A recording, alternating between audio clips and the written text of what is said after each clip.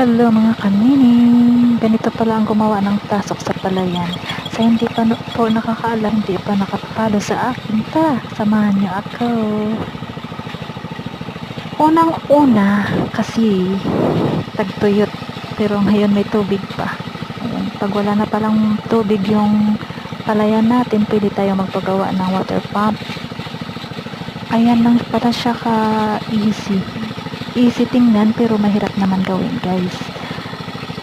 Mabilis lang maghanap ng tubig. Marami nang lumalabas na tubig, so hindi na tayo mahirapan pag maubos na yung tubig sa ating palayan. Hanggang dyan na lang po muna, guys, at masayang masaya na si Neneng Phil kasi meron na tayong tubig na lumalabas sa ating water pump.